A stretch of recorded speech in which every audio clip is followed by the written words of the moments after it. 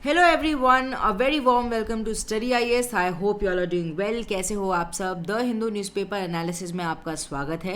मेरा नाम है तन्वी शर्मा और इस एनालिसिस को मैं आपके लिए कंडक्ट करती हूँ। आज है 3 जुलाई 2022, संडे का है दिन। So happy Sunday everyone. I hope आज का एनालिसिस आपको अच्छा लगेगा एंड सारी न्यूज़ आप कवर कर लेंगे जितने भी इंपॉर्टेंट है। स्टार्ट करते हैं अपने एनालिसिस को, पर उससे पहले एक इम्पॉर्टेंट बात। काम करो ऐसा कि पहचान बन जाए, चलो ऐसे कि निशान बन जाए। अरे जिंदगी तो हर कोई काट लेता है, अगर दम है तो जियो ऐसे कि मसाल बन जाए। तो आपको अपनी ज़िंदगी को कैसे बनाना है, ये आपके ऊपर निर्भर करता है। अपनी ज़िंदगी को इतनी ज़्यादा बढ़िया बनाओ, इतने ज़्यादा काबिल बनो कि और लोग भी आपसे इंस्पायर हों, ना कि आप हमेशा अपने दुख में रहो एंड एक्सक्यूजेस देते रहो। तो इस नोट पर हम आज के द हिंदू एनालिसिस को स्टार्ट करते हैं। पेज नंबर 1 पर हमें एक खबर मिली, transgender status grounds Adam Harry dream to be a pilot. ये एक इंसान है एडम हैरी, जो कि एक ट्रांस है। 23 ईयर ओल्ड, इनके पास प्राइवेट पायलट लाइसेंस था, जिसे हम पीपीएल कहते हैं, फ्रॉम साउथ अफ्रीका। बट इन्होंने एडमिशन लिया फिर Rajiv Gandhi academy for aviation technology में in Thiruvananthapuram in January 2020 under the Kerala government's welfare fund for transgender people. तो उसके बेसिस पर इन्होंने इसके अंदर एडमिशन ले लिया। एंड पहले तो इनके पास प्राइवेट पायलट लाइसेंस था, पर इन्होंने ये इसलिए लिया है जिससे ये कमर्शियल बेसिस पर पायलट बन सके। ठीक है, एंड सिर्फ ये इनकी एक हॉबी ना रह जाए, ये इनका सपना है। पर अभी क्या देखने को मिल रहा है कि जो डायरेक्टरेट जनरल और सिविल एविएशन है, उन्होंने बोल दिया कि वो अनफिट हैं फ्लाई करने के लिए कमर्शियल बेसिस पर। क्यों? क्योंकि वो कहीं ना कहीं हार्मोन थेरेपी ले रहे हैं। तो यहाँ पर एक बहुत बड़ा सवाल उठता है कि सिर्फ इसलिए कि वो ट्रांस हैं एंड वो हार्मोन थेरेपी ले रहे हैं, क्या ये बात ठीक है कि उनको अनफिट करार कर दिया जाए कि वो फ्लाई नहीं कर सकते? तो इसके ऊपर बहुत बड़ा एक सवाल उठ रहा है। इस पूरे आर्टिकल के अंदर बड़ा सा आर्टिकल था, ये भी बताया गया कि इनका मेडिकल टेस्ट भी हुआ एंड इनको बहुत ज़्यादा ये अजीब भी लगा कि बार बार इनका मेडिकल टेस्ट हो रहा था। एंड वो लिखना चाहते थे अपना रियल जेंडर, अपना रियल सेक्स, बट उनके पास कोई चारा नहीं था, तो उन्हें फीमेल कैटेगरी से ही अपना जो फॉर्म है उसको फिल करना पड़ा। एंड यहाँ पर जेंडर डिस्फोरिया की बात करी गई है। जेंडर डिस्फोरिया का क्या मतलब है? Unease due to the mismatch between sex assigned at the birth and a person's gender identity. अगर उसके अंदर मिसमैच होता है, वो इंसान जो महसूस कर रहा है, जो उसके अंदर है, एंड फ्रॉम वो किससे डिफरेंट होता है? वो इससे डिफरेंट होता है कि उनकी क्या जेंडर आइडेंटिटी है। तो इसको हम जेंडर डिस्फोरिया कहते हैं। And because he is undergoing cross sex hormone therapy, he was advise to complete his treatment and undertake medical review other than flying. ठीक है, तो यहाँ पर ये चीज़ हमें देखने को मिली।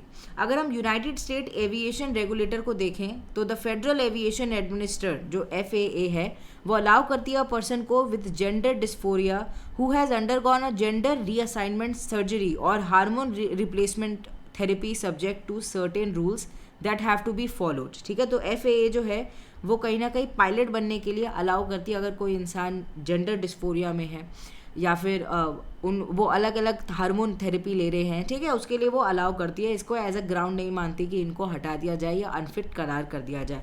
तो यहाँ पे हमारे लिए भी ये सवाल उठता है कि क्या इंडिया में ये करना ठीक है? क्या ये डिस्क्रिमिनेटरी नहीं है ट्रांसजेंडर्स के लिए? ठीक है, जो हम नॉर्मल सेक्स को अगर अलाउ करते हैं कमर्शियल पायलट बनने के लिए, तो वाई नॉट टू ट्रांस? ठीक है, ऐसे टाइप की जो सिचुएशन है वो हमें देखने को मिल रही है, सवाल जो है वो देखने को मिल रही है। In India, the landmark Supreme Court judgment, National Legal Services Authority (NALSA) versus Union of India recognized that the third gender person were entitled to fundamental rights under the Constitution. ठीक है, इस लैंडमार्क केस के through ये आया था कि जो third gender person है, they are also entitled to all the fundamental rights under the constitution. It held that no third gender person should be subjected to any medical examination which would invade their right to privacy. ऐसा नहीं होना चाहिए कि बार बार आप उनका medical examination ले रहे हो, क्योंकि ये उनकी जो राइट टू प्रिवेसी है अंडर आर्टिकल 21 उसके खिलाफ जा रहा है। पर यहाँ पे क्या हुआ है, ये जो एडम हैरी है, इनके साथ बार बार मेडिकल टेस्ट हो रहे थे एंड इसलिए इन्हें बहुत ज़्यादा फ्रस्ट्रेशन हो रही थी। तो ये जो आर्टिकल है मेंस पॉइंट ऑफ व्यू से इम्पॉर्टेंट है एंड इनडायरेक्टली इससे रिगार्डिंग हमें क्वेश्चन देखने को मिल सकता है। सोसाइटी के पॉइंट ऑफ व्यू से ये बहुत ज़्यादा इंपॉर्टेंट है, इसलिए हम इसको कवर किए। मूव ऑन करते हैं पेज नंबर 2 पे। पेज नंबर 2 पर आया है कि crores spend no change to landfills. देखो, दिल्ली के अंदर आप कहीं से भी एंटर करो, आप क्या देखोगे? आपको हर जगह लैंडफिल्स देखने को मिलेंगे। लैंडफिल्स का क्या मतलब है? सबसे पहले तो ये समझो, लैंडफिल्स को हम रबिश डंप भी कहते हैं, यानी कि गार्बेज डंप कह लो या डंपिंग ग्राउंड कह लो, जहाँ पर वेस्ट मटेरियल जो होता है उसको डंप कर दिया जाता है। एंड यहाँ पर क्या है, इंडिया के अंदर इसके रिगार्डिंग हमें देखने को मिलता है कि गाइडलाइंस भी हैं। Landfills are managed under new solid waste management rules of 2016, ठीक है, इसके रिगार्डिंग इसको देखा जाता है, मैनेज किया जाता है। एंड इसके अंदर बहुत सारी चीज़ें लिखी गई हैं जो कि पूरी करनी है, पर देखने को मिलता है कि वो पूरी नहीं हो पाती। एंड अभी क्या सिचुएशन हो गई है कि हर जगह लैंड्स जो फिल्स हैं वो हमें देखने को मिल रहा है। एंड आम आदमी पार्टी ये कह रही है कि ये इसलिए हो रहा है क्योंकि जो म्यूनिसिपल कॉरपोरेशन है north south and east Delhi के, उन्होंने कहीं ना कहीं अच्छे से वर्क नहीं करा है। एंड अंडर द बीजेपी उन्होंने अच्छे से वर्क नहीं करा है, इसलिए ऐसी टाइप की सिचुएशन आ रही है। अब देखो, ये जो लैंडफिल्स होते हैं ना, इनमें सबसे बड़ी जो प्रॉब्लम है वो ये है कि इनमें आग लग जाती है, फायर लग जाती है। ये गाजीपुर लैंडफिल एरिया हो गया या बालसा लैंडफिल फायर हो गई, ठीक है, इसमें भी हमें देखने को मिली है ये सिचुएशन। एंड अब ये जो फायर्स हैं ये क्यों लगते हैं, इनके पीछे के रीज़न इंपॉर्टेंट है। सबसे पहला तो ये है कि landfills are large source of methane emission which are highly flammable in nature, ठीक है, क्योंकि मीथेन एमिशन का एक बहुत बड़ा जरिया है ये लैंडफिल्स। तो वो क्या है, मीथेन क्या है, एक फ्लेमेबल गैस है, इसलिए क्या होता है, आग लग जाती है, फायर लग जाती है एंड प्रॉब्लम हो जाती है। सेकेंड, फिर surface fire at the dump site are also caused by equipment related to factors, ठीक है, मतलब कि हैवी जो मटेरियल हो गए उनकी वजह से भी ये क्रिएट हो जाता है, जैसे कि एग्जॉस्ट पाइप्स हो गए, ठीक है, ये सब भी क्योंकि कूड़े में हमें देखने को मिलते हैं तो सिचुएशन और भी ज़्यादा ख़राब हो जाती है। फिर ह्यूमन फैक्टर्स जो हैं, ऐसा देखने को मिलता है कि वहाँ पर जो लोग काम कर रहे हैं, जो बेसिकली वेस्ट पिकर्स हैं, वो क्या करते हैं, जैसे अगर वो सिगरेट पी रहे हैं तो वो उन्होंने बिना सोचे समझे उसको नीचे गिर दिया एंड उसके बाद आग लग गई, तो ह्यूमन फैक्टर की वजह से भी बहुत ज़्यादा प्रॉब्लम हो जाती है। फिर एक रीज़न जिसको तो आप आग बंद करके कहीं भी लगा सकते हो, क्लाइमेट चेंज, ठीक है, टेम्परेचर बढ़ रहा है, गर्मी बढ़ रही है, जिस समय बारिश आनी चाहिए बारिश नहीं आ रही, जिस समय अच्छी खासी धूप आनी चाहिए उस समय धूप नहीं आ रही, ठीक है, ये सब क्या है, ये सब क्लाइमेट चेंज की वजह से ही तो हो रहा है। तो उसकी वजह से भी हमें जो फायर्स है वो लगती हुई नज़र आती है। अब देखो, इन फायर्स की वजह से मेन इशू क्या होता है, मेन इशू हमें देखने को मिलता है हेल्थ का। जो आसपास लोग रह रहे हैं उनको बहुत ज़्यादा कंजेशन जैसा लगता है, उनको सांस लेने में प्रॉब्लम होती है, अस्थमा भी उनको हो सकता है, ठीक है, ये सब जो सिचुएशन है वो देखने को मिल रही है। इची आइज़ हो जाती हैं, ब्रीदिंग प्रॉब्लम हो जाती हैं, ठीक है। उसके बाद इन्वायरमेंटल इम्पैक्ट तो है ही, एंड ऊपर से इतना बड़ा जो एरिया है वो कहीं ना कहीं अनयूज हमें देखने को मिलता है।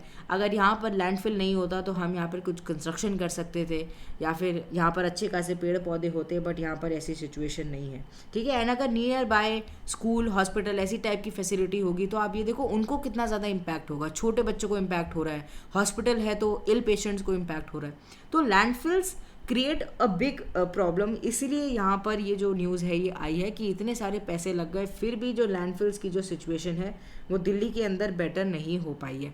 एंड अगर ये बेटर नहीं होगी तो हमें इकोनॉमिक कॉस्ट भी इसका उठाना पड़ेगा। ओके, चलिए मूव ऑन करते हैं पेज नंबर 3 पर। पेज नंबर 3 पे आर्टिकल आया है Benito Juarez underpass open will cut travel time, ठीक है। तो अभी रिसेंटली क्या हुआ है, इसको बेनिटो ग्वारेस अंडरपास को इनॉग्रेट किया है।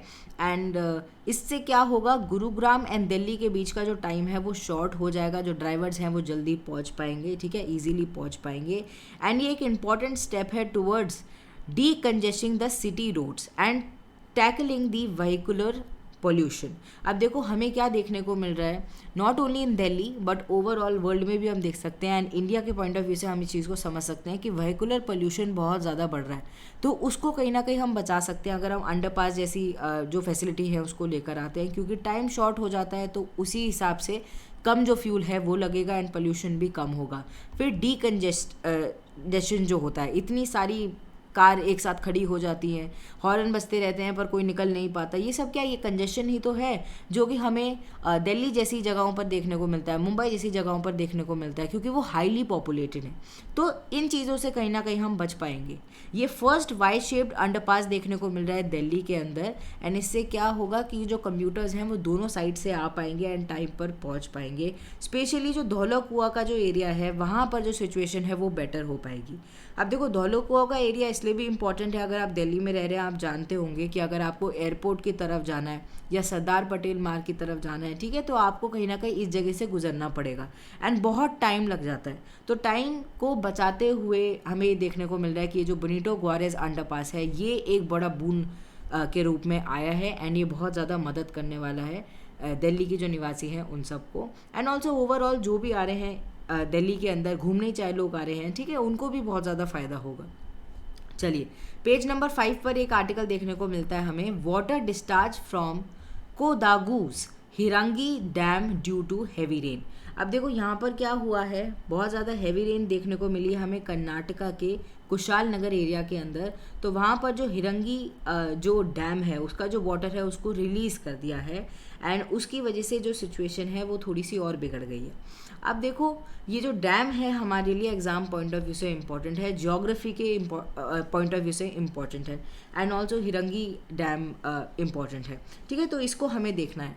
अब देखो सबसे पहले तो डैम क्या होता है। एक डैम एक ऐसा स्ट्रक्चर है जिसको बिल्ड किया जाता है रिवर के ऊपर या स्ट्रीम के ऊपर, जिससे हम वाटर को रोक सकें या होल्ड कर सकें वाटर बैक, ठीक है, कहीं ना कहीं एक बफर में रख सकें पानी को।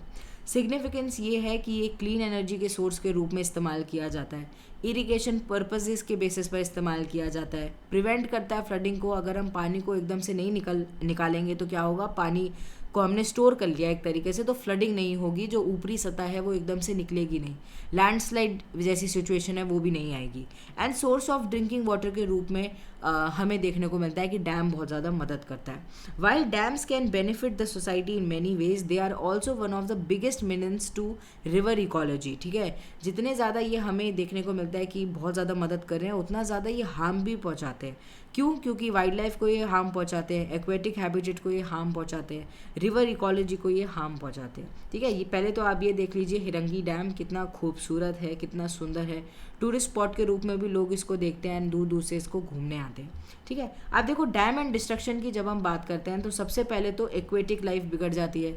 फिशेज जो होती हैं एक पर्टिकुलर टेम्परेचर में रहने की उनको आदत होती है, एक पर्टिकुलर ऑक्सीजन डिमांड की उन्हें रिक्वायरमेंट है। अगर डैम जैसी फॉर्मेशंस होती हैं तो क्या होता है कि ये जो एक्वेटिक लाइफ है इनकी जो नॉर्मल लाइफ है वो डिस्टर्ब हो जाती है।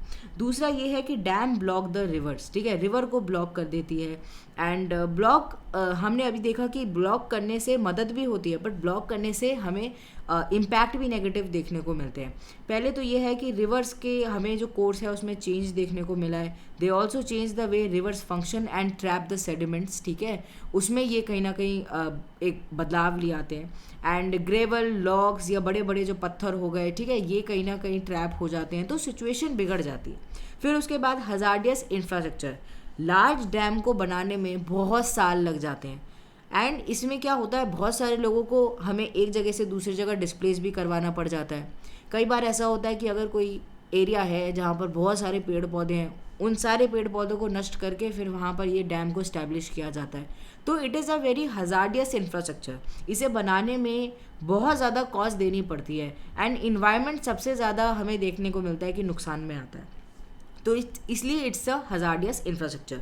फिर उसके बाद रिजर्वायर इंड्यूस्ड सिस्मिसिटी, हमें देखने को मिलता है कि जो अर्थक्वेक है उनका बहुत बड़ा रिलेशन है डैम से एंड अभी ये जो हिरंगी डैम है यहाँ पर भी हमें देखने को मिला कि जो सिस्मिक एक्टिविटीज़ हैं उनको बार बार मॉनिटर किया जा रहा था। क्यों? क्योंकि tremors type kind of feel हो रहे थे। एक तो हैवी रेन हो रही है, ऊपर से पानी को छोड़ दिया तो ट्रेमर्स आसपास के एरिया में देखने को मिल रहे थे, तो इसीलिए उसको बार बार मॉनिटर किया जा रहा था। इसलिए रिजर्वायर क्या कर सकते हैं, अर्थक्वेक लाइक सिचुएशन को भी ट्रिगर कर सकते हैं। डिस्प्लेसमेंट ऑफ द पीपल, अब देखो जैसे नर्मदा रिवर के ऊपर हमें देखने को मिला तो उसमें भी क्या हुआ था कि लोगों ने बहुत ज़्यादा प्रोटेस्ट किया कि हमें आप इधर से उधर मत करिए, हमें बहुत परेशानी होगी, ठीक है। तो लार्ज स्केल डिस्प्लेसमेंट होता है लोगों का, उनका घर चला जाता है, सब कुछ डिस्टर्ब हो जाता है, तो बड़ी प्रॉब्लम हो जाती है। फिर green house gas emission, particularly in tropical region hydro power reservoir emit significant amount of green house gases, तो ग्रीन हाउस गैसेस भी इससे रिलीज होती हैं जो कि इन्वायरमेंट को हार्म पहुंचाती। तो डैम्स की वजह से बहुत ज़्यादा हार्म हमें देखने को मिलता है इन्वायरमेंट के ऊपर, ह्यूमन लाइफ के ऊपर, ऑल्सो एक्वेटिक लाइफ के ऊपर। मूव ऑन करते हैं अगले आर्टिकल की तरफ। पेज नंबर 5 पर ही हमें देखने को मिला है saving chain Kurinji from climate change. देखो ये जो पर्टिकुलर स्पीशी है ये हमारे लिए इम्पॉर्टेंट हो जाती है एग्जाम पॉइंट ऑफ व्यू से।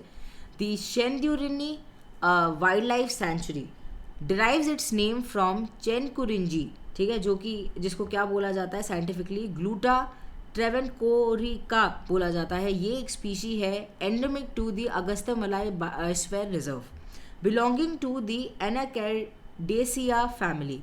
The tree was once abundant in the hills in the southern part of Aryavaku Pass, ठीक है, in Kerala's Kollam district, but its presence has been fast receding from the area over the years. अब हुआ क्या है कि ये जो particular species है ये अगस्त्यमलाई जो बायोस्फीयर रिजर्व है वहाँ पर एंडेमिक है, वहीं पर ये मिली, इसका मेजर सोर्स वहीं पर ये है।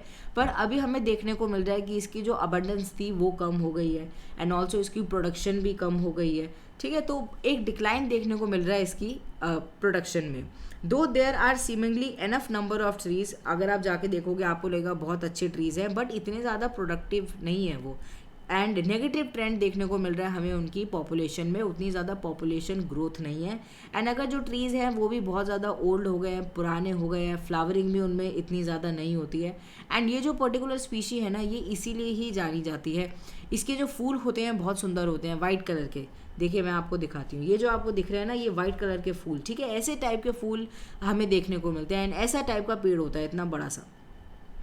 अब यहाँ पर क्या है कि सिचुएशन बिगड़ रही है इस पर्टिकुलर एरिया में एंड फ्लावरिंग भी हमें हैम्पर होती हुई नज़र आ रही है। एंड इसका मेजर रीज़न बताया जा रहा है क्लाइमेट चेंज। देखो क्लाइमेट चेंज तो एक ऐसा रीज़न हो गया है जो कि इन्वायरमेंट को डायरेक्टली या इनडायरेक्टली अब हर वे में इम्पैक्ट कर रहा है। तो यहाँ पर आप ये एग्जांपल देख सकते हैं कि ये जो चेनकुरिंजी ये जो स्पीशी है ये अच्छे से ग्रोथ नहीं ले पा रही है, प्रोडक्शन उतनी ज़्यादा अच्छी नहीं हो पा रही है क्लाइमेट चेंज की वजह से। It's reported to have medicinal properties. अब इसकी मेन बात ये है कि इसको माना जाता है कि ये मेडिसिनल प्रॉपर्टीज़ रखता है एंड लो ब्लड प्रेशर करने के लिए इसको इस्तेमाल किया जाता है एंड ये हेल्पफुल होता है। ऑल्सो अर्थराइटिस जो होती है बीमारी उसको कहीं ना कहीं ये ट्रीट करने के लिए यूज़ किया जाता है। The heartwood is quite sturdy with deep red colour and several trees were failed for would during the earlier days, ठीक है, पहले इनके जो वुड है उसके लिए भी इनको काटा जाता था क्योंकि उनकी जो वुड है उसको इस्तेमाल किया जाता था। अब देखो क्या हो गया है, ऐसी सिचुएशन आ गई है कि जो डिपार्टमेंट है उन्हें लॉन्च करना पड़ रहा है सेव चेनकुरिंजी कैंपेन, जिससे क्या कर सके ये जो पर्टिकुलर स्पीशी है इसको बचा सके एंड इसकी प्रोडक्शन को हम रेज कर सकें, ठीक है। अब यहाँ पर देखिए अब हमारे लिए क्या इंपॉर्टेंट हो जाता है एग्जाम पॉइंट ऑफ व्यू से, तीन चीज़ें इंपॉर्टेंट है। सबसे पहले तो शेनड्यूनी वाइल्ड लाइफ सेंचुरी, फिर चेनकुरिंजी जो स्पीशी है वो, एंड उसके बाद अगस्त्यमलाई बायोस्फीयर रिजर्व। तो यहाँ पर हम देख सकते हैं सबसे पहले तो यहाँ पर आप देखिए ये रहा शेनदुर्नी, ठीक है, यहाँ पर हमें ये देखने को मिलता है एंड ये जो है, ठीक है, ये इसका जो मेजर पार्ट है ये हमें अगस्त्यमलाई बायोस्फीयर रिजर्व के अंदर सबस्यूम होता हुआ नज़र आता है। तो ये रहा अगस्त्यमलाई बायोस्फीयर रिजर्व का एरिया, ये Kerala as well as Tamil Nadu, ठीक है, दो स्टेट्स के बीच में हमें देखने को मिलता है। ये कवर करता है Peppara, Shendurney wildlife sanctuary and parts of Neyyar sanctuary, ठीक है, ये जो तीनों हैं ये तीनों को ही कहीं ना कहीं सबस्यूम करता है अगस्त्यमलाई बायोस्फीयर रिजर्व, ठीक है। तो ये आपके लिए एग्जाम पॉइंट ऑफ व्यू से, मैप के पॉइंट ऑफ व्यू से इम्पॉर्टेंट था। चलिए मूव ऑन करते हैं अगले आर्टिकल की तरफ जो कि हमें पेज नंबर 6 पर देखने को मिलता है। 10% quota for Agniveers has to fit current rules. हुआ क्या है कि क्योंकि बहुत ज़्यादा वॉयलेंट प्रोटेस्ट हो रहे थे, अलग अलग सरकार अलग अलग बयान दे रही थी, तो अग्निपथ स्कीम से related ministry of home affairs ने डिक्लेयर कर दिया कि 10% of all vacancies in the central armed police forces यानी कि CAPF और the paramilitary will be reserve for the recruits under the scheme, ठीक है। ये जो अग्निवीर्स होंगे इनके लिए कहीं ना कहीं CAPF में जो जगह है वो 10% रिजर्व करने की यहाँ पर बात करी गई। However the new reservation promise that will have to fit the horizontally alongside the existing caste based quota and physical eligibility requirement in CAPF, ठीक है। अब देखो ये तो स्टेप ले लिया एकदम से सरकार ने, पर मेन बात यह है कि जो पहले से ही जो कास्ट बेस्ड कोटा चल रहा है उसके साथ इसको आना पड़ेगा, उसके सिंक में इसको आना पड़ेगा। एंड ऑल्सो CAPF के लिए अलग अलग क्राइटेरियाज है, फिजिकल एलिजिबिलिटी है। तो अगर डिफरेंट एलिजिबिलिटी होगी तो कैसे चलेगा। फॉर एग्जांपल अगर कोई अग्निपथ स्कीम के अंदर कोई इंसान है, ठीक है, उसके लिए जो हाइट की रिक्वायरमेंट है वो है 152.5 सेंटीमीटर, वेरेज अगर हम CAPF की बात करें तो उसके लिए है 165 सेंटीमीटर। तो बहुत सारे बच्चे तो यहीं पे डिस्क्वालीफाई हो जाएंगे। तो यहाँ पे भी कंडीशंस हमें देखने को मिल रही हैं। ऐसा नहीं है कि सारे ही एलिजिबल हो जाएंगे एंड सभी ये सोच माने कि हमें क्या होगा अगर हम अग्निपथ स्कीम से बाहर निकल जाएंगे तो कोई बात नहीं, हम आर्म्ड फोर्सेस के अंदर लग जाएंगे, ठीक है। तो यहाँ पर इसी आर्टिकल में इसी के रिगार्डिंग बात करी गई है कि ये जो पर्टिकुलर बात मिनिस्ट्री ऑफ होम अफेयर्स ने कह रही है, इसके साथ भी चैलेंजेस हमें आते हुए नज़र आएंगे। अगला आर्टिकल देखने को मिलता है judiciary answerable to the constitution. देखो इंडिया के अंदर जो पार्टी पावर में होती है वो ये बिलीव रखती है कि every governmental action is entitled to judicial endorsement and the opposition parties expect the judiciary to advance their political position and causes. ठीक है, जो पावर में होती है सरकार वो ये मानती है कि क्या होगा, हम कोई भी एक्शन लेंगे तो जुडिशरी कुछ ना कुछ तो कहेगी। एंड जो अपोजिशन है वो भी कहीं ना कहीं क्या करेगी, एक विसल ब्लोअर का काम करेगी, जुडिशरी को ये बोलती रहेगी कि अरे इस पे ऊपर कुछ बोलो, इसके ऊपर कुछ नुक्स निकालो, ठीक है, ऐसा कुछ बोला गया। पर मेन बात ये है जो कि chief justice of India NV Raman ने बोली है कि judiciary is answerable to the constitution and constitution alone. ठीक है, कॉन्स्टिट्यूशन की जो मान्यता है वो ऊपर रहेगी, उससे बाहर नहीं कुछ देखने को मिलेगा एंड जुडिशरी उसी के लिए आंसरेबल है। He also express disappointment that even after 75 years of independence जो लोग हैं वो समझ नहीं पा रहे हैं roles and responsibility of judiciary को। एंड ऑल्सो ये जो इंपॉर्टेंट इंस्टीट्यूशंस होते हैं इनके रोल्स एंड रिस्पॉन्सिबिलिटी को लोग समझ नहीं पा रहे हैं। ये बताता है कि लोगों के अंदर प्रॉपर अंडरस्टैंडिंग नहीं है among people about the constitution. वो कॉन्स्टिट्यूशन के बारे में भी प्रॉपर से नहीं जानते, इसलिए वो ऐसे बयान कर रहे हैं एंड नहीं जानते कि डेमोक्रेटिक इंस्टीट्यूशन कैसे वर्क करते हैं। ठीक है, justice Raman said that to enforce check and balances envisioned in the constitution we need to spread awareness. हमें अवेयरनेस फैलाने की ज़रूरत है, लोगों को पता होना चाहिए अपने रोल्स, अपनी responsibility as well as institutions के रोल, इंस्टीट्यूशंस की responsibility. CGI Raman said both India and US are known for their diversity which needs to be honored। ठीक है, इसको ऑनर किया जाना चाहिए, प्राइड की तरह लेना चाहिए, ना कि हमें नुक्स निकालने चाहिए। तो ये चीज़ हमें देखने को मिली है। ऐसे में ऐसे टाइप के जो क्वेश्चंस होते हैं ना ये आ जाते हैं। Judiciary is answerable to constitution, comment, इसके ऊपर कमेंट दो, तो उसके ऊपर आप लिख सकते हैं, ये बता सकते हैं कि CGI ने किस बेसिस पर ये चीज़ बोली है। मूव ऑन करते हैं अगले आर्टिकल की तरफ। पेज नंबर 7 पर हमें देखने को मिलता है US body on religious freedom biased, ministry of external affairs. Government ने सैटरडे को बोला US commission for international religious freedom के ऊपर कि वो जो कमेंट्स बोल रहे हैं, कंसर्न दिखा रहे हैं कि देश के अंदर ट्रीटमेंट ऑफ माइनॉरिटीज़ ठीक से नहीं हो रहा है, ह्यूमन राइट्स अच्छे से नहीं इन प्रैक्टिस आ रहे हैं, ये सब गलत है एंड वो कहीं ना कहीं डाउनग्रेड कर रहे हैं इंडिया की रेटिंग को ऑन रिलीजियस फ्रीडम्स। ठीक है, तो यहाँ पर मेन चीज़ इसलिए हुई है, इसलिए क्या कर रहे हैं जो गवर्नमेंट है वो USCIRF यानी कि US commission for international religious freedom को क्या कर रही है, कंडेम कर रही है या फिर उनको ये बोलने की कोशिश कर रही है कि आप गलत चीज़ों को सामने रख रहे हो। ये जो USCIRF है continues to misinterpret facts time and again in its statement and report in pursuance of its motivated agenda, कि ये अपने एजेंडा को रखने के लिए ऐसी बातें बोलते हैं, इनके पास कोई फैक्ट्स नहीं है, इनके पास कोई ग्राउंड रियलिटीज़ नहीं है। ठीक है, तो यहाँ पर यही बात करी गई है, यही इस आर्टिकल के अंदर था कि क्या किया है, एक तरीके से सरकार ने कंडेम किया है। मूव ऑन करते हैं, पेज नंबर 7 पर ही हमें देखने को मिल रहा है new book explores Gandhi's role in Champaran Satyagraha. नई बुक आ गई है, टाइटल है Gandhi and the Champaran Satyagraha, select reading which has been edited by Jadavpur university vice chancellor Suranjan Das. ठीक है, अब देखो ये तो एक न्यूज़ है, UPSC पॉइंट ऑफ व्यू से इस न्यूज़ की कोई रेलेवेंस नहीं है। हमारे लिए इम्पॉर्टेंट है चंपारण सत्याग्रह। मॉडर्न इंडिया के अंदर आपको चंपारण सत्याग्रह जो है वो देखने को मिलता है। अब देखो जो चंपारण सत्याग्रह है वो ईयर 1917 में हमें आता हुआ नज़र आया था। एंड फर्स्ट सत्याग्रह मूवमेंट था ये, which was led by Mahatma Gandhi ji, and is regarded as the historically significant revolution in the Indian independence movement. इसको ऐसा भी माना जाता है कि इंडिया का फर्स्ट सिविल डिसोबीडियंस मूवमेंट था, कि हम डिसोबे करेंगे ब्रिटिशर्स से। And it was launched by Mahatma Gandhi to protest against the injustice जो कि टेनेंट फार्मर्स के साथ हो रही थी चंपारण डिस्ट्रिक्ट ऑफ बिहार के अंदर। Champaran district was the part of permanent settlement that time, ठीक है। परमानेंट सेटलमेंट का जो सिस्टम था वो वहाँ पर चलता था। एंड ह्यूज ज़मींदारी एस्टेट जो थे, ठीक है, वो अपनी फंक्शंस को लेकर आ रहे थे। एंड इन्फ्लुएंशियल लैंडलॉर्ड्स भी थे वहाँ पे। Most of the villages were leased out by the zamindars to thekedars, of whom the most influencers were the European indigo planters, ठीक है। तो जो विलेजर्स थे वो भी कहीं ना कहीं सुखी नहीं थे, उनके ऊपर ज़मींदार्स थे, फिर ठेकेदार थे, फिर यूरोपियन इंडिगो प्लांटर्स आ गए जो कि उनको फोर्स करने लगे कि आपको इंडिगो को ही उगाना है। अब देखो बिफोर चंपारण सत्याग्रह जो फार्मर थे चंपारण के, they use to follow the panchkathia system, ठीक है। अभी हम क्या बात करने वाले हैं, हम 3 कटिया सिस्टम की बात करने वाले हैं, पर पहले हमें यहाँ पर पंचकटिया सिस्टम देखने को मिलता था, जहाँ पे 5 kathas of land in a bigha had to be planted with indigo, ठीक है। 5 katha of the land in a bigha आपको इंडिगो उगाना ही पड़ेगा, आपके पास और कोई चारा नहीं है, और कोई सिचुएशन नहीं है। The local agitator and leaders जैसे कि शेख गुलाब हो गए, ठीक है, बहुत सारे नाम से यहाँ पर हैं, दे agitated against this particular system and managed to extract some concession, and the system that came to be practiced was 3 कटिया system। जो पहले 5 था, फिर वो फाइनली लोगों ने क्योंकि प्रोटेस्ट किया वो हो गया कहीं ना कहीं 3, ठीक है।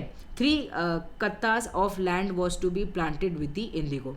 अब राजकुमार शुक्ला जी हो गए, संत राउत हो गए, उन्होंने क्या किया, परसुएट किया गांधी जी को वो कि आप क्या करो, आप चंपारण के अंदर आओ, आप सिचुएशन को देखो, आप ही हमारे लिए खड़े हो सकते हो। तो गांधी जी आए चंपारण के अंदर, एंड राजकुमार शुक्ला जी के साथ वो आए। एंड ऑन हिज अराइवल जो डिस्ट्रिक्ट मजिस्ट्रेट थे, उन्होंने इनको बोला कि he was not to remain in the district of Champaran but must leave the place by first available train, कि पहली ट्रेन जो भी मिले उसे पकड़ो और चंपारण से रफा दफा हो जाओ।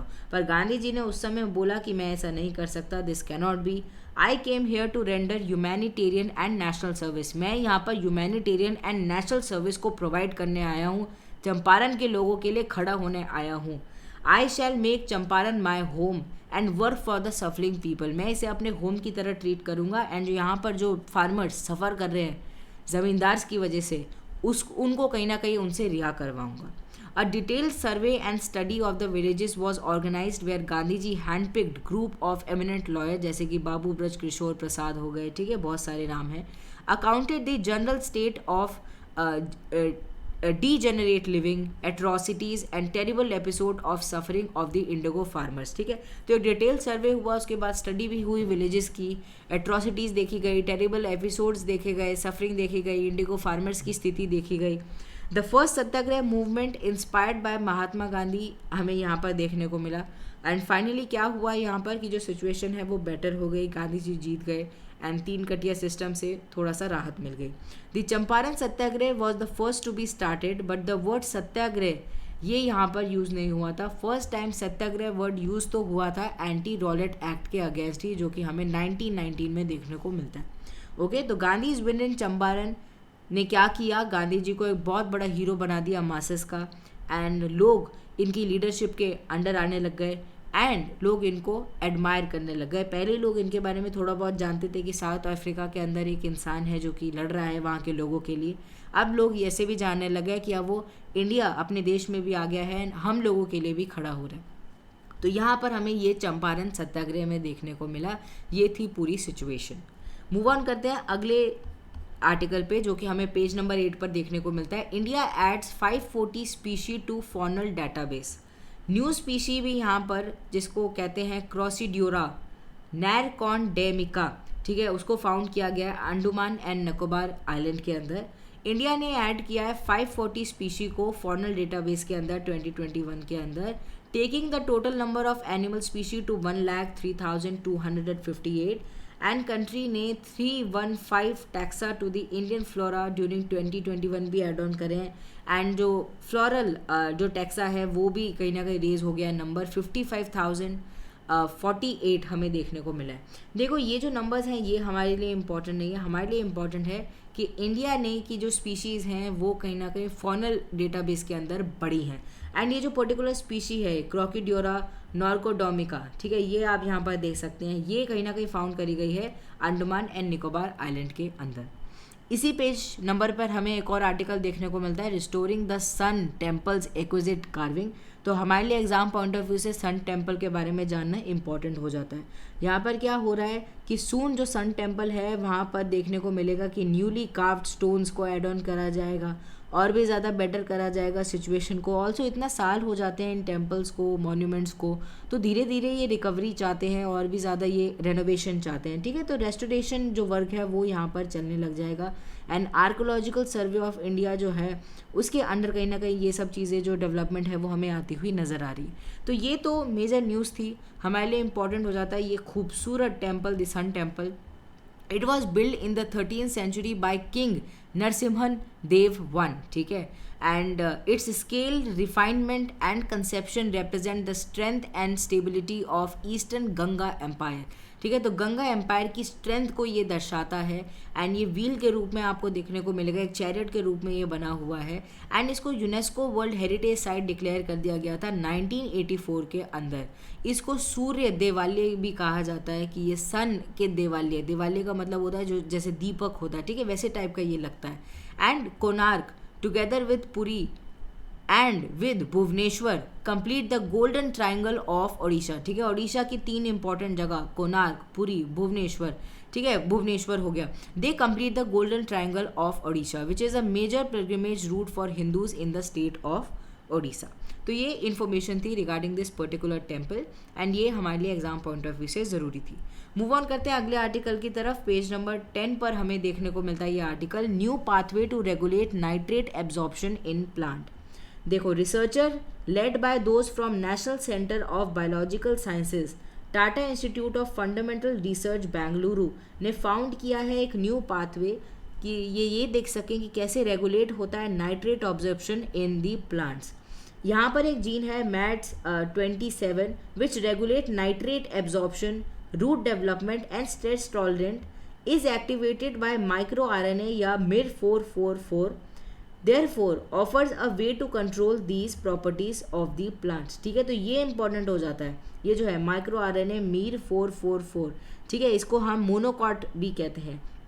ठीक है, यहाँ पर क्या करता है, यहाँ से इनके थ्रू हमें देखने को मिलता है कि कंट्रोल कर सकते हैं हम इन प्रॉपर्टीज़ को एंड देख सकते हैं कि कैसे रेगुलेट होता है nitrate absorption in plants. Nitrogen की अगर हम बात करें, it is one of the most important macro nutrient जो कि डेवलपमेंट ऑफ द प्लांट के लिए रिक्वायर होता है. It is part of chlorophyll, amino acid, nucleic acid and among others and mostly source किया जाता है from the soil where it is mainly absorbed in the form of nitrates. ठीक है, तो नाइट्रोजन को नाइट्रेट्स के रूप में लिया जाता है by the plants and ammonium by the roots.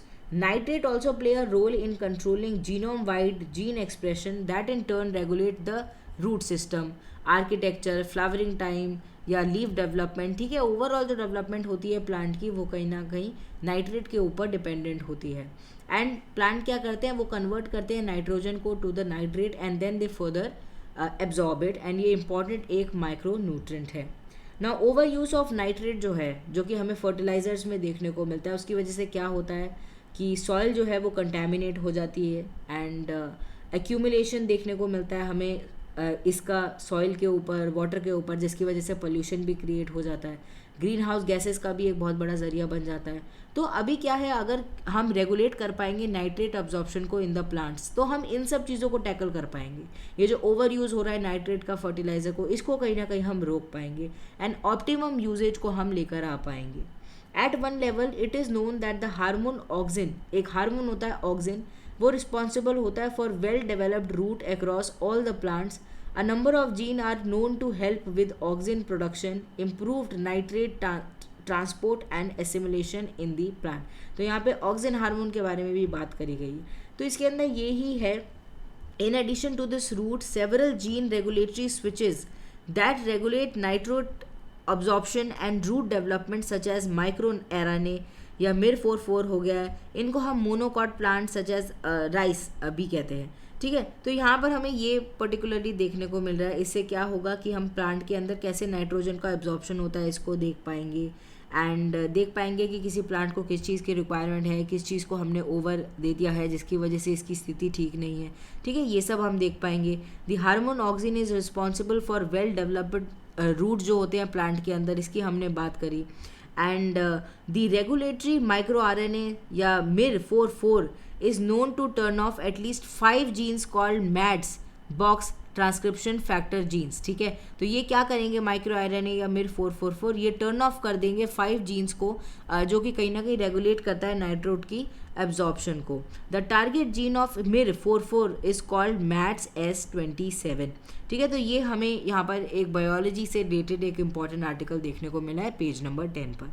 Move on करते हैं अगले आर्टिकल की तरफ। India's patent law safeguard under fire. देखो यहाँ पर मेजरली ना फार्मास्यूटिकल जो सेक्टर है उससे रिगार्डिंग ये आया है, एंड यहाँ पर ये बताया गया है कि पेटेंट जो सिचुएशन है उसकी वजह से क्या देखने को मिल रहा है कि जो क्या है, जो नॉर्मल जो ड्रग्स हैं, ठीक है, उनकी वैल्यू में हमें डिफरेंस देखने को मिल रहा है। The price lowering effect of competition and domestic manufacturing of medicine can transform how diseases are treated in resource poor setting. यहाँ पर यह बोला गया है कि अगर हम कंपटीशन को थोड़ा सा साइड रखकर अगर प्राइजेस को अपने नॉर्मल रखें, क्योंकि क्या होता है अगर इंटरनेशनल वैल्यू में अगर हम देखें तो प्राइजेस बढ़ते हुए हमें नज़र आते हैं मेडिसिन के, इक्विपमेंट के, ठीक है, क्योंकि एक दूसरे से कंपटीशन चल रहा है। पर अगर प्राइजेस को लो रखा जाएगा, ऑल्सो डोमेस्टिक मैन्युफैक्चरिंग पर ध्यान दिया जाएगा मेडिसिन का, तो हमारी जैसी जो कंट्रीज़ हैं जो कि डेवलपिंग है या फिर कंपैरेटिवली लो हैं, वो डिजीज़ को ज़्यादा अच्छे से टैकल कर पाएंगी। Decision made by the Indian patent office जो है वो negatively as well as positively कैसे भी इम्पैक्ट कर सकता है इस सिचुएशन को जो कि अभी चल रही है। एंड हमें पता है कोविड-19 के बाद जो हेल्थ केयर का जो सेक्टर है उसके ऊपर ध्यान देना बहुत ज़्यादा इंपॉर्टेंट हो गया है। मेडिसिन की फैसिलिटी हमारे पास हमेशा अवेलेबल रहे, ये इंपॉर्टेंट हो गया है। तो कोई भी अगर इंडियन पेटेंट ऑफिस अगर फार्मास्यूटिकल से रिलेटेड अगर कोई भी एक्शन लेता है तो उसका हमें इम्पैक्ट देखने को मिलेगा। It can negatively impact the generic competition and supply worldwide, relying on the availability of affordable medicines made in India। ठीक है, एंड यहाँ पर ये भी बोला गया है कि monopolies granted by patent offices on medical products की प्राइजेज हाई। ठीक है, अगर क्या होता है अगर पेटेंट मिल जाता है जो कि 20 साल के लिए मिलता है मेडिकल प्रोडक्ट्स को, तो जो प्राइजेस होते हैं वो कंपैरेटिवली हाई हो जाते हैं एंड ब्लॉक हो जाता है लोकल मैन्युफैक्चरर्स को from supplying low cost generic drugs. ठीक है, तो यहाँ पर ये जो है वो सिचुएशन देखने को मिली है। देखो एग्जाम पॉइंट ऑफ व्यू से हमारे लिए पेटेंट इंपॉर्टेंट है। पेटेंट क्या होता है, ये एक एक्सक्लूसिव सेट ऑफ राइट है जिसको किसी इन्वेंशन को या किसी प्रोडक्ट को या उसके प्रोसेस को दिया जाता है। ठीक है, एंड ये कुछ अलग होता है कि किसी कोई अलग चीज़ है, कोई नायाब चीज़ है, ठीक है, उसको दिया जाता है, उस प्रोसेस को, उस प्रोडक्ट को दिया जाता है। एंड इंडियन पेटेंट्स जो है वो इंडिया के अंदर इंडियन पेटेंट एक्ट ऑफ 1970 के थ्रू रेगुलेट किए जाते हैं। And under this act patent are granted if the invention fulfil the following criteria. जैसे कि सबसे पहले वो नोवल होना चाहिए, it should have inventive step, ठीक है, कुछ नया होना चाहिए, एंड केपेबल होना चाहिए कि हम उसका इंडस्ट्रियल एप्लीकेशन लेकर आ पाए, उसे इन रियलिटी लेकर आ पाए, and it should not attract the provision of section 3 and 4 of patent act of 1970। ठीक है, तो ये कुछ चीज़ें हमें देखने को मिलती हैं। And India have gradually aligned itself with international regime pertaining to intellectual property rights. And हम एक पार्टी भी बन गए हैं ट्रिप्स के, जो कि है trade related aspect of intellectual property rights agreement, जो कि world trade organisation following its membership to the world trade organisation on 1 January 1995 हम इसके पार्टी बन गए। ठीक है, तो ये कुछ चीज़ थी इंपॉर्टेंट थी जो कि आपको पता होनी चाहिए। एंड यहाँ पर बोला गया कि जो पेटेंट मिल जाता है अगर किसी मेडिसिन को तो उसका क्या इम्पैक्ट होता है, प्राइजेस उसके बढ़ जाते हैं, एंड कहीं ना कहीं जो लोकल मैन्युफैक्चरर्स हैं वो उनको भी कहीं ना कहीं उनका ब्लॉक हो जाता है from supplying low cost generic drugs. ठीक है, तो यहाँ पर ये मेजर बात करी गई है। इसी पेज नंबर पर एक और आर्टिकल है, 2% temperature rise can damage earth species. ये कह रहे हैं कि ग्लोबल एमिशन क्या हो रहा है, वो बढ़ता चला जा रहा है एंड प्लैनेट भी उसी हिसाब से बढ़ता चला जा रहा है। प्लैनेट के अंदर जो हीटिंग है वो बढ़ती चली जा रही है। तो इसकी वजह से क्या होगा, जो पेरिस का जो हमारा जो पेरिस एग्रीमेंट हुआ था, उसका जो टारगेट था कि हमें लिमिट रखना है वार्मिंग को बिटवीन 1.5 to 2%, वो क्या हो जाएगा, वो एक्सीड हो जाएगा। इसकी वजह से क्या होगा, अर्थ को रेपरकेशन झेलने पड़ेंगे, डैमेज झेलने पड़ेंगे, जो कि ऐसे होंगे जिनको शायद हम पूरा फिर से वापस ठीक नहीं कर सकते एंड वो इरिवर्सिबल हमें देखने को मिलेंगे।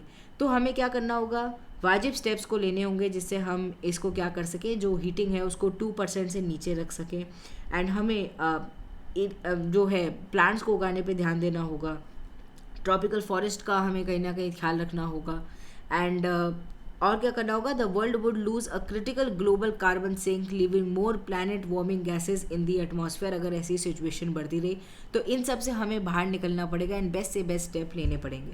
तो ये एक आर्टिकल था। मूव ऑन करते हैं पेज नंबर 11 पर। How will G7 development plan impact India. ठीक है, FAQ के रूप में हमें ये देखने को मिला, बहुत बड़ा आर्टिकल था। इस आर्टिकल के अंदर सबसे पहले तो देखो एक ओवरव्यू दिया है कि on June 26 G7 grouping of the world, mostly जिसके अंदर इंडस्ट्रियलाइज्ड नेशन से जैसे कि Canada, France, Germany, Italy, UK, Japan and US, वो मिले विद यूरोपियन यूनियन एंड उन्होंने लॉन्च किया। बेसिकली US ने देखने को मिला लेकर आया US led $600 billion partnership for global infrastructure investment, जिसको हम PGII कहते हैं, at their summit in Germany's Elmau, where India was among 5 special invitees. हम यहाँ पर as a special invitee गए थे। The initiative was built as a value-driven, high-impact and transparent infrastructure partnership to meet the enormous infrastructure need of low and middle-income countries and support the US and its allies. ये हमें आता हुआ नज़र आया। देखो यहाँ पर तो भारी भरकम ये चीज़ बोली गई है कि क्या करना है, इंफ्रास्ट्रक्चर पार्टनरशिप को बढ़ाना है, लो एंड मिडिल इनकम जो कंट्रीज़ हैं उनको हम क्या कर रहे हैं, मदद कर रहे हैं। पर इन रियलिटी हमें पता है कि इसका बैकग्राउंड ये है कि चाइना के जो BRI इनिशिएटिव है उसको कहीं ना कहीं काउंटर करना है, बेल्ट एंड रोड इनिशिएटिव जो है उसको कहीं ना कहीं काउंटर करना है। अब देखो इंडिया के अगर हम स्टैंड की बात करें तो इंडिया ने PGII को ऐसा आउटवर्डली हमने ना सपोर्ट किया है ना रिजेक्ट किया है, हम ज़्यादा इसके बारे में बात नहीं कर रहे हैं। India was not private to PGII consultation सबसे पहले तो, nor was infrastructure plan part of the document that were signed by the India, Indonesia, South Africa, Senegal या फिर अर्जेंटीना, क्योंकि हम वहाँ पर एज स्पेशल इन्विटी गए थे।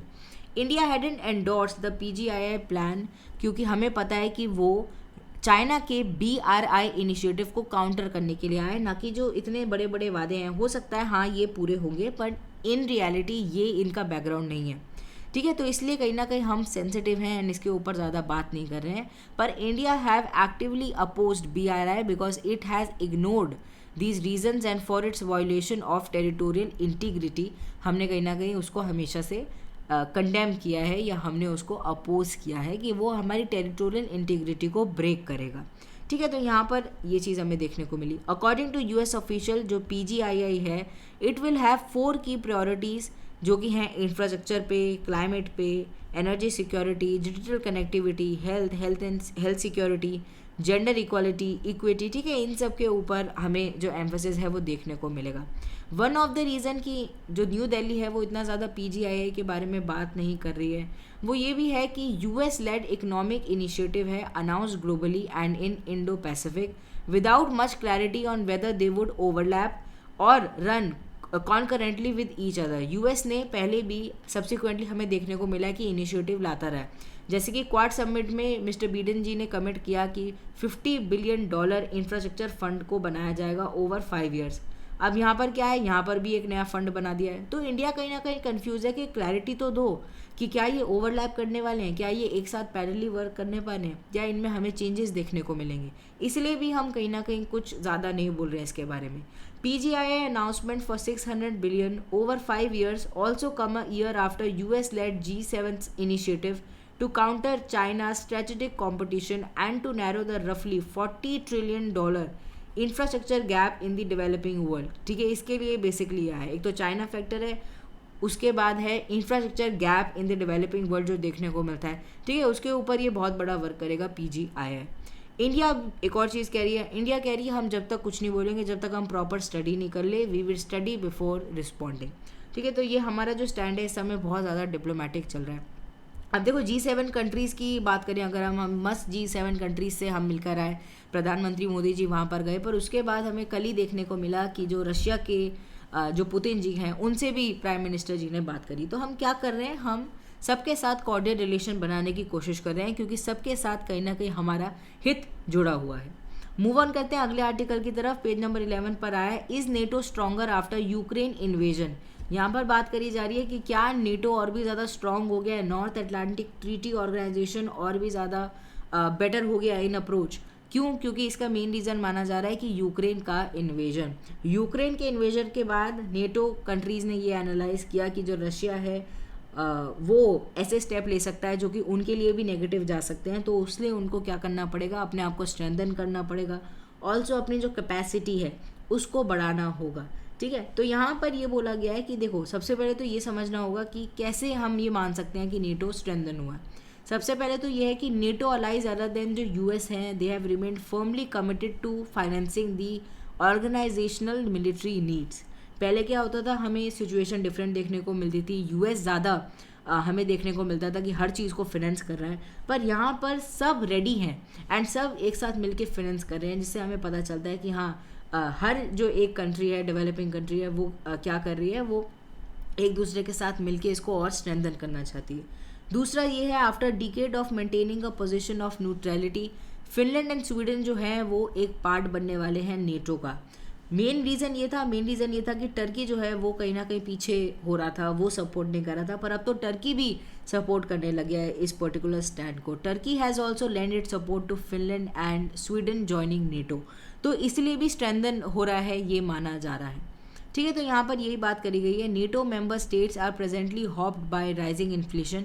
पर अगर हम इन रियलिटी देखें, अभी नेटो कंट्रीज़ जो हैं वो भी एक इकोनॉमिकली बढ़िया सिचुएशन नहीं देख रहे हैं। इन्फ्लेशन है कंट्री में, high energy prices, food prices बहुत ज़्यादा हैं, ऊपर से इकोनॉमिक रिपल इफेक्ट हमें देखने को मिला है किसका, जो रशिया यूक्रेन का वॉर हुआ है उसका। फिर चाइना फैक्टर हो गया, चाइना फैक्टर तो हमेशा ही एक प्रॉब्लम क्रिएट रखता है। तो बहुत सारी प्रॉब्लम से नेटो कंट्रीज़ गुजर रही हैं, बट एक चीज़ है कि they are somewhere moving towards a stronger NATO, they are moving towards a stronger alliance. ठीक है, तो यहाँ पर इसके बारे में बात करी गई है। मूव ऑन करते हैं अगले आर्टिकल की तरफ, जो कि पेज नंबर 13 पर देखने को मिलता है, India EU to hold next round of FTA यानी कि free trade agreement talk at Brussels in September. India and European Union ने कंक्लूड किया first round of talk for proposed free trade agreement on Friday and India and 27 nation block ने June 17 after a gap of more than 8 years कहीं ना कहीं बातचीत करी है। 8 years का गैप आ गया था, पर अब क्या है, फिर से जो FTA की जो बात है वो इंडिया एंड UAE के बीच में स्टार्ट हो गई है। The first round of talks हमें देखने को मिला कि 27 जून से स्टार्ट हुआ and it was concluded on July 1। ठीक है, आप देखो during the first round 52 technical sessions covering 18 policy areas were discussed and यहाँ पर इन्वेस्टमेंट की बात हुई एंड और भी बहुत चीज़ों पर बात हुई। इंडिया एंड बायलैटरल ट्रेड देखें अगर हम इंडिया एंड UAE के बीच में, तो India's bilateral trade with EU amounted $116.36 billion in 2021 and 2022। India की अगर हम बात करें, EU की अगर हम बात करें, तो EU एंड इंडिया दोनों के ही मेजर ट्रेडिंग पार्टनर हैं। EU is India's second largest trading partner after US, सबसे ऊपर US है, उसके बाद EU आता है, यूरोपियन यूनियन आता है, एंड सेकेंड लार्जेस्ट डेस्टिनेशन है इंडियन एक्सपोर्ट्स का European union. The trade agreement with EU would help India further expand diversity and diversify it's export. ठीक है, तो इंडिया के एक्सपोर्ट को जो बढ़ाने की ज़रूरत है वो हमें यहाँ से ट्रेस होता हुआ नज़र आ सकता है। ऑल्सो देखो इंडिया का जो करंट अकाउंट डेफिसिट है वो हमें पता है ज़्यादातर राइज रहता है, क्योंकि हम इम्पोर्ट डिपेंडेंट कहीं ना कहीं कंट्री हैं, तो अगर हमारे एक्सपोर्ट बढ़ रहे हैं किसी सिचुएशन में तो वो हमारे लिए बेटर ही होगा। तो ये एक आर्टिकल था। This was all for this video, I really hope you like it. आज के द हिंदू में यही सारी इंपॉर्टेंट न्यूज़ थी, संडे का न्यूज़पेपर था, बहुत सारी डाइवर्स न्यूज़ हमें देखने को आज मिली है। ऐसे ही आप हमारे साथ द हिंदू न्यूज़पेपर को कवर करते रहिए। Bye bye, take care.